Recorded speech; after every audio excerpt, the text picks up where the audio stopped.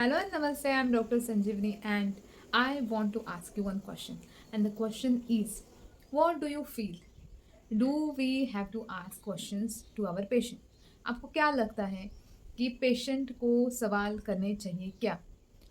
अभी आप कहोगे कि we ask so many questions. What is your name? Where do you stay?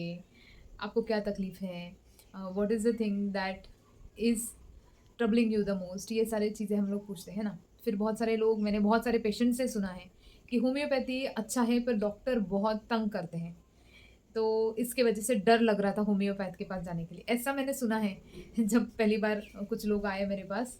तो not everybody but few people have told me this कि हम लोगों ने पहले किसी होम्योपैथ को दिखाया था. उन्होंने बहुत पूछा कि आपके पापा को ऐसे होता था क्या, ग्रैंड पेरेंट को ऐसे हुआ था क्या. तो बहुत सवाल करते हैं. तो तो क्या आपको लगता है कि एक होम्योपैथ को पेशेंट्स को सवाल करने चाहिए या नहीं करने चाहिए? क्वेश्चन पूछना चाहिए या नहीं? और अगर जवाब हाँ है तो कौन से टाइप का क्वेश्चन पूछना चाहिए? देखो, आई हैव सीन कि हमारे कॉलेज में भी था, एक येलो बुक आता था. उसमें ढेर सारे नियरली 7 to 8 पेजेस रहते थे, जहाँ पे क्वेश्चन होते थे कि सोते वक्त कवरिंग लेते हो क्या? ठंडे पानी से नहाते हो या गर्म पानी से नहाते हो? तो जब हम लोग कॉलेज में रहते हैं, when we are very young और जब चीज़ें बहुत नहीं होती है तो we have to follow the pattern, है ना? कुछ उसको ऑप्शन नहीं रहता है. पर अभी as you are in your own clinic, तो यू नीड टू अंडरस्टैंड कि what is working and what is not working.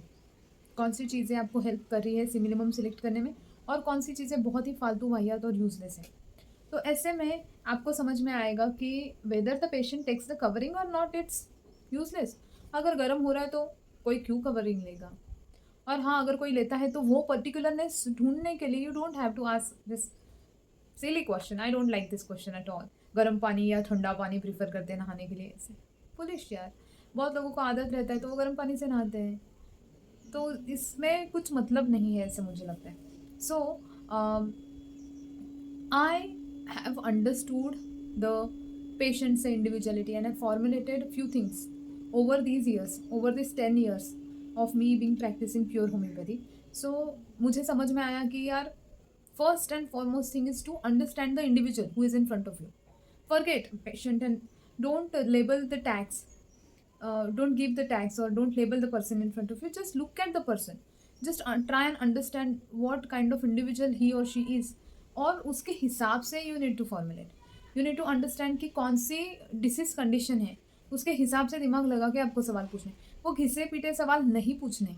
और इसीलिए I have realized, I have seen my patients, sorry, I have seen my students ill treating their patients, not asking the things which are essential. Essential questions they are not asking, and then they are wasting their and their patients' precious time.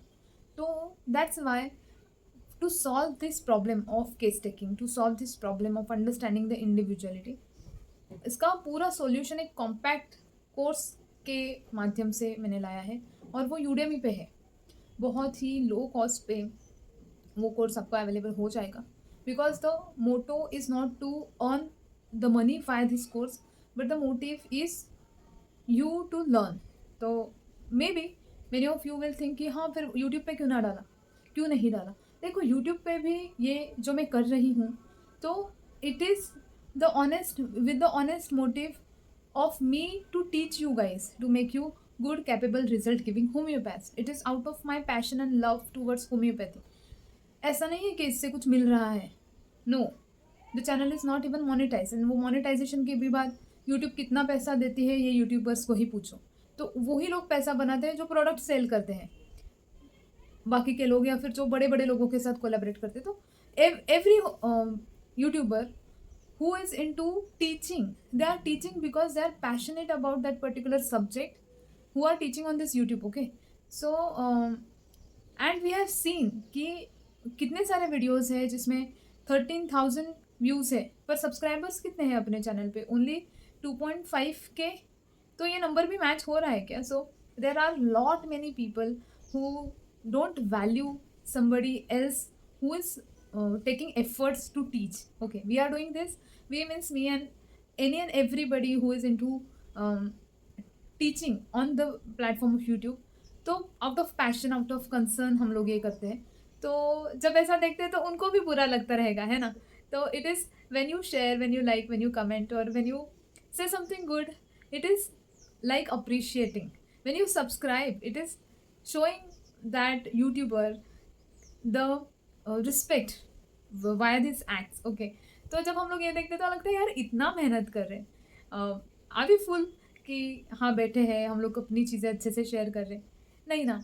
तो इसीलिए कदर नहीं है लोगों को, they don't value, and that's why we need to keep something for a particular amount of money, because when you enroll, when you pay, that time you are very alert, that time you learn, actually you learn. Otherwise when something is for free, अगर आप free में diamond भी दोगे तो लोग उसको भी सोचेंगे कि यार हाँ ये झूठा रहेगा, तो ये तो ऐसा ही रहेगा, तो रियल डायमंड को भी लोग डाउट करने लगेंगे अगर वो फ्री का है ना।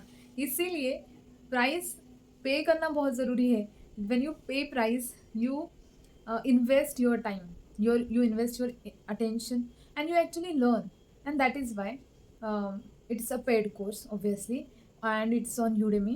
So go join, learn and implement. Okay, so sorry बहुत टाइम से जो मेरे मन में था वो मैंने आपके साथ शेयर किया.